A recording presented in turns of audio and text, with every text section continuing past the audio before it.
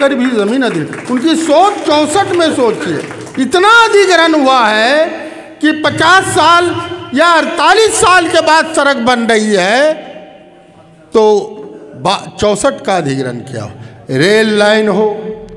NB media YouTube channel को ज़रूर subscribe करें। अलहाज तस्लीमुद्दीन शख्सियत के लिए, और दूसरी दुआ होगी किसके लिए? सरफराज बाबू के लिए, जो इस मरतबा MP में उठने जा रहे हैं, उनके लिए भी दुआ होगी। चूँकि अल्लाह तबारक व तआला ने कहा है, जिस चीज़ की दुआ मांगोगे हम दुआ तुम्हारी कबूल करेंगे। एक आदमी का वाक़या है, एक आदमी का 1 लाख टका गुम हो गया। क्या गुम हो गया? 1 लाख टका। मस्जिद में गया, कहा अल्लाह मियाँ टका दे दीजिए, टका दे दीजिए। अरे कैसा आदमी है ये, कहता टका दे दीजिए, टका दे दीजिए। दूसरा आदमी अल्लाह वालों ने कहा, है क्यों डांटते हो? अरे उनका 1 लाख टका गुम हो गया, अल्लाह से कह रहा है, और अल्लाह देगा उनको। दिया अल्लाह ने। इसलिए दुआ बकुल इबादत, दुआ सारी इबादतों का जड़ है। इसलिए आप दुआ करके जाएंगे सरफराज बाबू के लिए और हमारे तस्लीमुद्दीन साहब की मग़फ़िरत की। चूँकि आए हैं इसी मकसद से, इसलिए आपको करके जाना है। और उसके बाद दुआ होगी, और दुआ के बाद फिर आपका जो है खैर मकदम को नमाज होगी। आज के मदरसा इस्लाहुल मुस्लिमीन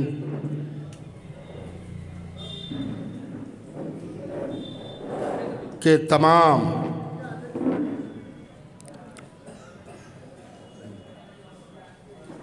इस आयोजन के कर्ता और इस योम पैदाइश के मौके पर इलाके के तमाम बुजुर्ग गार्जियन, उलमाए इकराम, नौजवान साथियों, मीडिया के तमाम साथियों और इलाके के तमाम जी होश और समझदार और कल के आने वाले इस समाज के रूहे रवां नौजवान साथियों,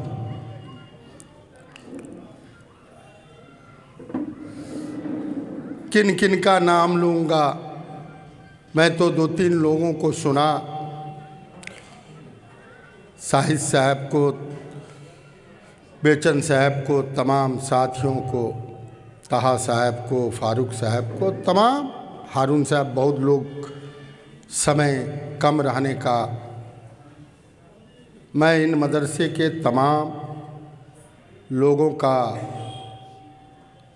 और आने वाले लोगों का शुक्रिया अदा करता हूँ। मरहूम तस्लीमुद्दीन आप लोगों की दुआ से, आप लोगों की मोहब्बत से आज गूगल भी कहा जाए वो कम नहीं। अल्लाह ने उन्हें इतनी जहानियत, इतनी ताकत दिया था, देश के सबसे बड़े हुक्मरान भी घबराते थे। वो आपकी मेहनत था, आपकी ताकत था। एक वाक़या सुनाना चाहता हूँ। 1962 में चाइना वार हुआ था, उसी में आपका जो कि अररिया और गरगलिया याद करें, उनकी सोच को दाद दीजिए। 64 में जो वो आए, उन्होंने महसूस किया कि 10 साल बाद, 20 साल बाद, 40 साल बाद बंगाल और बिहार को जोड़ने के लिए रास्ता, इतना ज़मीन अधिग्रहण किया। उन्होंने प्रयास किया। 2 सरकारें होती हैं जमहूरियत में, 2 सरकारें, लंबा बोलेंगे तो बहुत बात चला जाएगा। साहिद साहब, एक स्टेट गवर्नमेंट होता है, ये भारत सरकार होता है।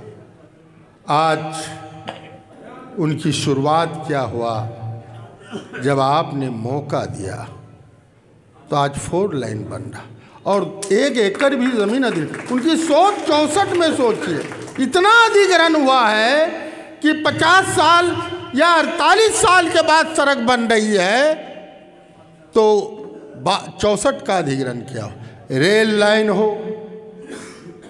वो कहा करते थे, सुनो सरफराज, गांव जब तरक्की करेगा तभी देश तरक्की कर सकता। बराबर वो कहा करते थे, वो कहते थे नामुमकिन को मुमकिन बनाना ये ताकत हुआ।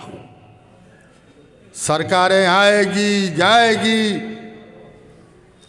आपके जनप्रतिनिधि को अगर ताकत होगा, ग्लोबल होगा, रोड मैप होगा, तो आज दुनिया चांद पर जा रही है, चांद पर बस। तो बहुत बातें हैं। उन्होंने जब अपने ज़माने में लड़ने का काम किया, कहा कि गरीबों का जब तक विकास नहीं होगा, गरीबों के घर में रोशनी नहीं, जो सदियों से अंधेरा है उसमें चिराग जलाना होगा। आज बिजली देख रहे, वो कहा करते थे स्वच्छ शौचालय, शुद्ध पानी। आज वो जितनी लड़ाई करके गए हैं, सरकार की सोच बदल गई। वो मेरी सरकार हो तेरी, गांव का विकास के बगैर मेरा कोई उपाय नहीं। आज हमारी सरकार, आज इंदिरावास का मामला हो, वृद्धा पेंशन का मामला हो, आपको कई गरीबों को उठाने का मामला हो, ये सारे योजना सरकार मरहूम तस्लीमुद्दीन का लड़ाई का उपज। ये कहना चाहिए।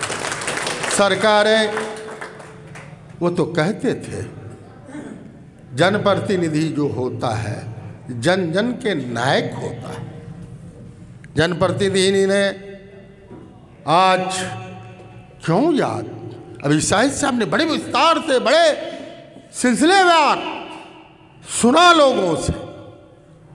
आज उसको समय मिलता, आज अगर तस्लीमुद्दीन पर लगातार अगर 5 दिन तक, सप्ताह दिन तक चर्चा करेंगे, वो कम पड़ेगा। हम एक बात कहना चाहते हैं, काम इंसान करता, उसकी सोच करता। शाहिद साहब ने बड़ी अच्छी बात कहा। हम तो इस मदरसे के तमाम उस्ताद को कितनों मुबारकबाद दीजिए, वो कम है। बेचारे हर साल करते हैं।